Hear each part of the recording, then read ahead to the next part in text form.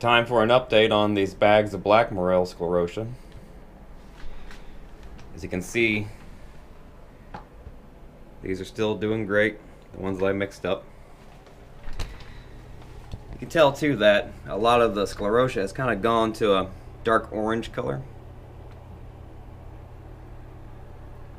but it's still making some fresh white ones out around the bag too, you can see. Looks to me like the ones that I didn't mix aren't doing a whole lot.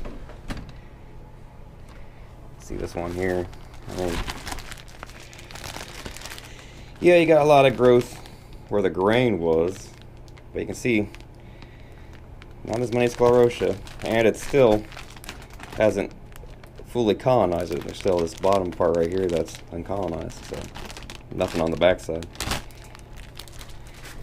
But it does seem to, as you can see back here, this large patch right here, make a little bit of a larger sclerotia.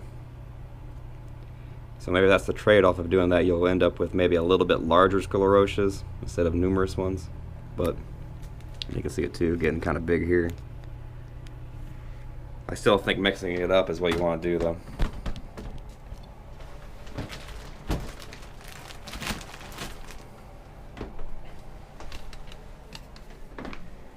But doing well. I'll probably just let this colonize until I have the outdoor site ready in November. And hopefully it'll just keep on getting more and more numerous and larger sclerotia in it. See, I'm kind of running out of room up here. Still got one more batch to do. See, 2 more bags left. Yeah, and unfortunately I threw out all the bags except for these 3 down here that I had the 4 and 6 cup of coffee water added to it. And these 3, actually the 6 cup ones, are actually still going fine without any signs of bacterial infection. Probably because they boiled a bit in the bags and the grain got softer and could soak up a little bit more excess water, but if you look on the bottom, they're still pulled up water, so I won't be using those except for maybe like one section outside, but I don't trust them for spawn.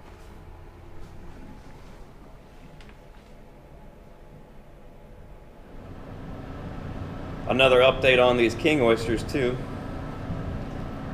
These are the bags, my 30% sawdust mix. Let's see, where are they popping out? See some growing up in there, doing just fine.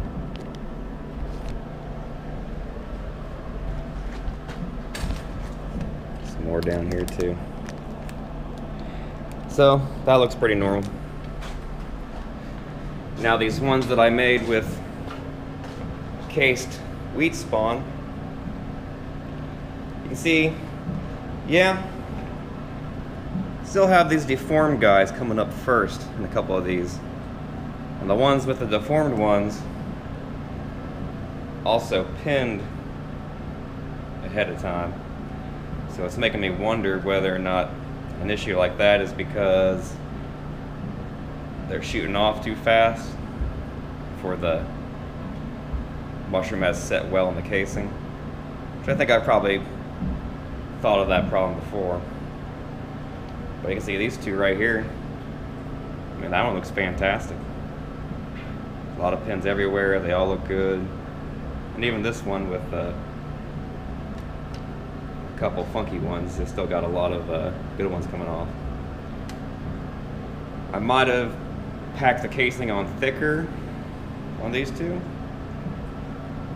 Maybe what I should be doing is casing it, closing the bag up and letting it colonize a bit. I don't know, I'm just going to keep on doing more experiments, but if this way works with just the grain in the casing, you know, I still like it.